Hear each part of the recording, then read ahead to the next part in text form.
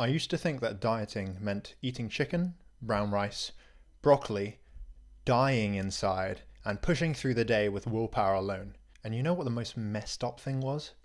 I actually thought that was discipline. Turns out, nah. That was me just being stupid and starving myself. Let me show you the diet that actually got me lean and kept me lean for the last 10 years. And yes, I ate pizza, chocolate, and ice cream before I found out I was dairy intolerant. If you're new to my channel, then welcome. My name is Matt. I'm a physio, personal trainer, and over the course of my career, I've helped hundreds of people get pain-free and into the best shape of their lives. In this video, I'm breaking down the only diet I genuinely believe works for 99% of people trying to get lean without destroying their life, their willpower, or their social life. This is the exact approach that helped me drop 8 kilograms of body fat from my first ever amateur kickboxing fight. Spoilers, I won by the way. Get to the leanest I've ever been, stay lean consistently for the last decade, and stop me from binge eating. I'll walk you through exactly how the protocol works, how I actually lived it, what I messed up, and why it's so much more sustainable than anything I ever tried before. Let's jump back for a second. Before I found this protocol, my dieting strategy was basically starve for 2 to 3 days, eating like salad and fruits, virtually no carbohydrates, and thinking that I'm a genius because the scale dropped 2 kilograms. I'd then get hungry to the point where my personality changed. I'd overeat like a psycho, especially with bags of crisps, cakes, donuts, and muffins. I'd feel ashamed, go on like a 3-hour walk to try and burn off the calories, and then repeat. And the scale, it always went right back up. I didn't realize at the time that it was mostly water weight and not fat. And the hunger, that was my body going, "Brother, what are you doing?" This was classic crash dieting mixed with binge eating. And the worst part, I thought this was just the grind. One day I'm scrolling on YouTube and I see this guy called Brandon Carter, and he's like, what up, big Brandon Carter here. And he's talking about how he ate a Domino's pizza every day and he still got shredded. I literally sat up like, okay, explain. And that was my first introduction to the idea that meal timing and food choices could be structured in a way that works with your biology and not against it. So I tried the protocol and, surprise, surprise, my life changed. Let me break down exactly how I did it. So the first thing I do after waking up around 7 to 8 a.m. was hydrate. I would have a big bottle of still or sparkling water. You know when you were a kid and it was a hot day and you just got back from playing in the garden for a few hours, you'd be hungry, right? Or you'd think you were hungry, but then you drink a ton of water and then you wouldn't feel hungry anymore. You'd think that you'd be incredibly hungry, but no, your body's like, okay, cool, we're not dying. You're just thirsty, you're not hungry. 90 minutes after this, I would have a black coffee. This was my secret weapon. 0 calories, my appetite goes down and the energy goes up. I'd get into this flow state in the morning. I'd have a clear head, I'd be calm and focused. And if I got hungry before my first meal, I would have a piece of fruit, usually a pink lady apple, because those things are elite. Around 12:30 to 1 p.m. I'd have my first meal. Now this first meal was pushed back 4 to 6 hours, and this is essentially intermittent fasting, by the way. It wasn't trendy back then, but now everyone and their mum does it. My first meal would be moderate in size, high in protein, some complex carbs, vegetables, and fats. Usually an omelette with spinach and a slice of whole grain toast, or half a packet of that instant basmati rice. About 3 to 3.5 hours after my first meal, I would have my second meal, which would usually be a sandwich with a protein source and a green juice or a piece of fruit. And then about 2 hours after my second meal, I'd go train at the gym. If it wasn't a training day, then I'd walk, I'd do maybe a bit of stretching and yoga, do a bit more deep focused work or study, because I was at uni at the time. And here's the funny thing.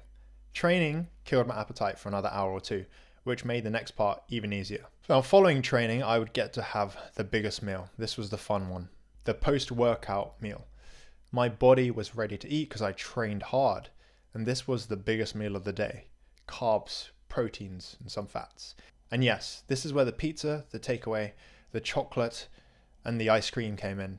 And despite eating like that, guess what? I woke up lighter almost every day, and I made weight for my fight. Now, how the heck did I get shredded eating pizza and chocolate at night? Let's break it down. To achieve fat loss, you have to be in a caloric deficit. It's not complicated. It is simple math. You need to burn more than you eat consistently. If you do that, you will lose weight.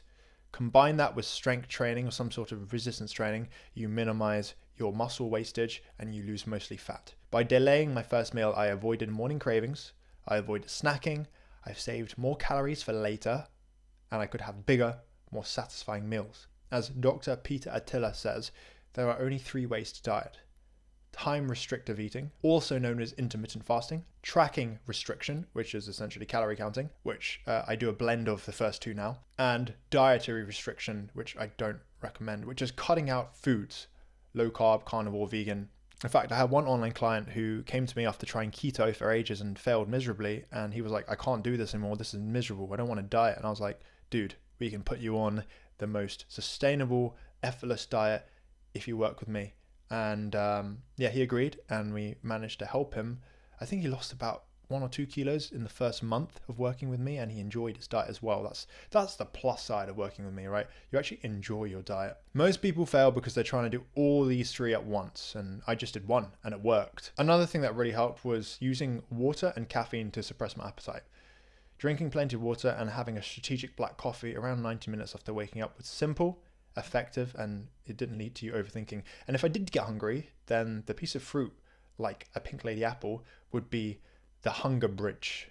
You know, if I got hungry, the apple would hold me over perfectly to my first meal. Now, the great thing about training as well is it suppresses your hunger temporarily. If you have a kickboxing workout around 4:35 p.m., you won't be hungry until about 7:30 p.m. anyway. And of course, I saved my calories for the evening, like most of my calories anyway, and this made the diet sustainable. It made me feel like I was actually eating like a normal person, like satiating meals, and I'd still wake up leaner the next day. Now, I naturally enjoy eating more food later anyway, so I just leaned into it. A lot of the reason why people fail at their diet is because they don't allow fun foods, and they really restrict themselves, like doing keto, and then they end up binging on cake and pizza and chips.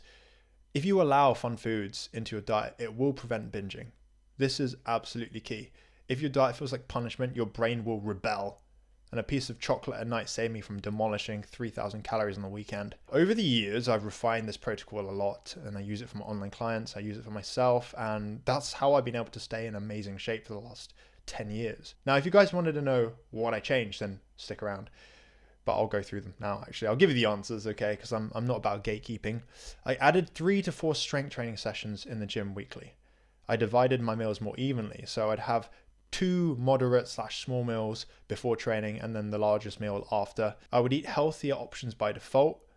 I added oat milk to my coffees because black coffees tasted like sadness. However, if the coffee was in the morning, I'd still have a black coffee, but I'm just talking about my second coffee in the day if I'd have one in the afternoon. And I adjusted my caloric intake based on my performance and my recovery. And yes, I still follow flexible dieting loosely. Because I have a few anchor meals that I rotate between, I'm not as strict with my tracking because I know what I'm eating. And this makes everything super simple. And because it's simple, it's sustainable. And sustainability beats perfection every single time. Now, one thing that people forget is that intermittent fasting takes time to adapt to. I felt pretty horrible for around 10 days. And then around the 12 or 13 day mark, everything sort of just clicked in place. And now I've been doing this for almost a decade and I don't get hungry until about 12 p.m. And yes, you can lean bulk while intermittent fasting. In fact, it's my favorite way to lean bulk. If you're new to training, you can grab my free workout plan. Link is in the description. However, if you want a more personalized approach, then I'm delighted to say I have a few spots open for my one-to-one online coaching. But because I prioritize quality over quantity, unlike other coaches, I am only taking on a very select number of clients. So for your chance to work with me, click the link in the description to book a call. Let me help you achieve your fitness goals. And I'll catch you guys in the next video. I'm on my own, broken alone. I feel the rain crashing down all around this empty town. I'm searching for the lost and found.